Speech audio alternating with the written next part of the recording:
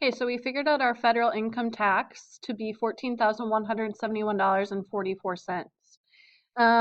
We need to put that here, $14,171.44. Now we need to look at how much we've already paid in taxes. And so I'm going to look up at my unadjusted trial balance. And here's my federal income tax expense. So I've already paid $6,650 in taxes. So I'm going to put that here. I'm going to simply subtract those two numbers.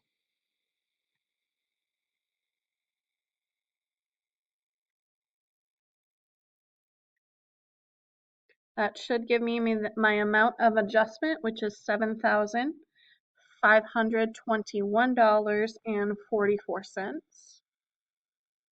Okay, now I need to journalize my income tax adjustment. So it's my last adjustment. Start with my date. I'm going to debit my expense account. So that's going to be my federal income tax expense. And I'm going to debit for the number that we just figured out, that's $7,521.44. I'm going to credit my federal income tax payable account and credit that for $7,521.44. Okay, I'm going to grade step 3.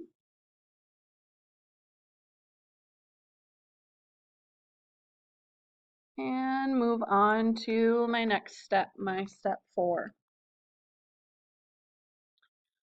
So step 4 says use the information in question assets to post the adjusting entries to the T accounts for each journal entry. For each amount that is entered in a T account, a description must also be entered. The valid entries for these cells can be found in question assets. If an account has a beginning balance, you must enter the new balance after the adjusting entry. So we've already done most of these or all of these except for our last one, our federal income tax expense and federal income tax payable. So I'm going to start with the tax expense. I'm going to credit that account. So I need to label that as an adjustment. Oops, sorry, not credit. I debit that account. So label that as an adjustment, and I'm going to debit for $7,521.44. I need then to find my new balance. Since I have 2 debits, I'm going to add those 2 numbers together. I should get $14,171.44. Next, I'm going to do my federal income tax payable. I'm going to credit that account. That's another adjustment, $7,521.44.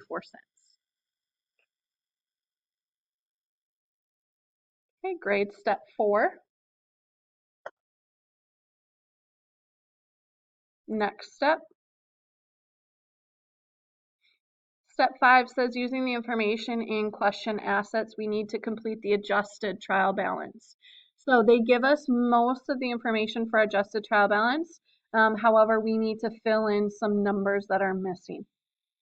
So first we're going to go to our allowance for uncollectible accounts. Now it does show us our unadjusted and then it shows us our T account balances. So we want to look at our T account balance for our allowance for uncollectible, and that's going to be $3,697.32. Okay, interest receivable, same thing. We're going to look at our T account balance, and we have a debit of $137.50.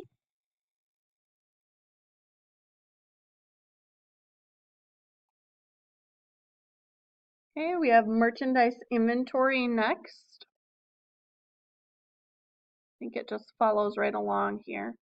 So merchandise inventory should be $45,058.15.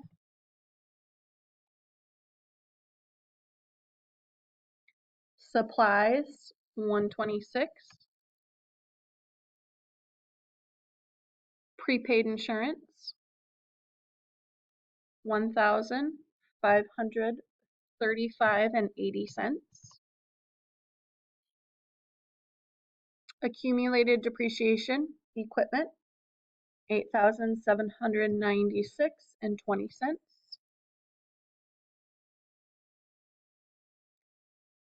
Interest payable is a credit of $277.58. Unearned rent income is a credit of $3,000. Remember, I'm getting all of these numbers from up above here.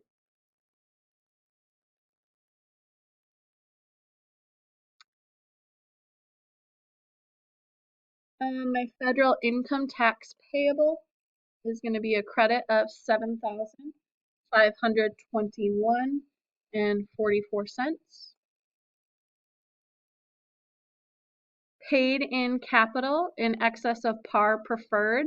Notice when I look on here, I have nothing about that in my T account balances.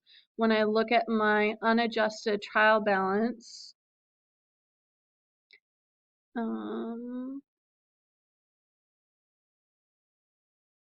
I don't have anything here listed as well, so I'm just going to leave that one blank. Scroll back down. My income summary, that is a debit of $12,900.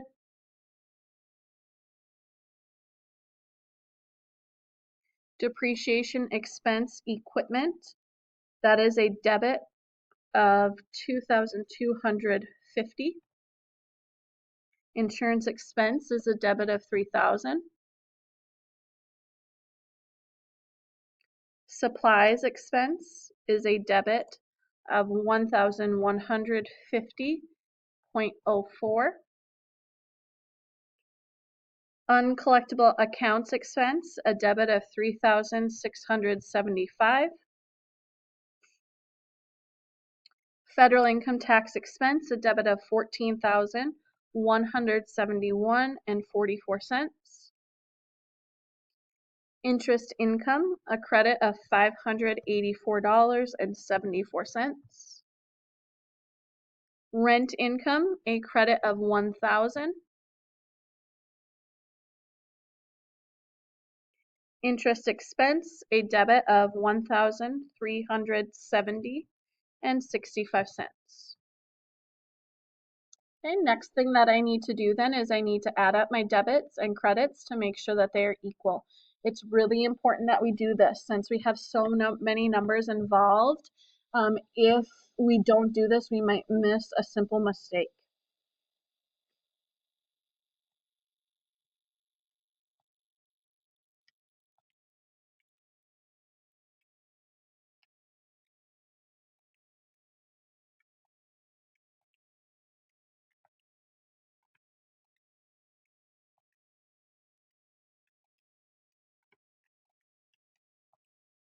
So go ahead and pause this to continue adding yours up.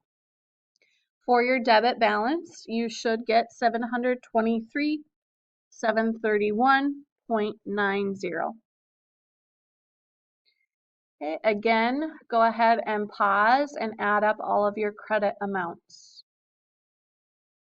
Okay, for your credit side, you should get $723,731.90. Grade final step.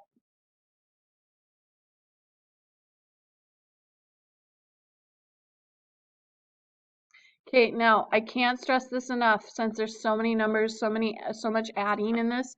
Make sure that you double check your work. For me, I had to add these up twice because I did get them wrong the first time.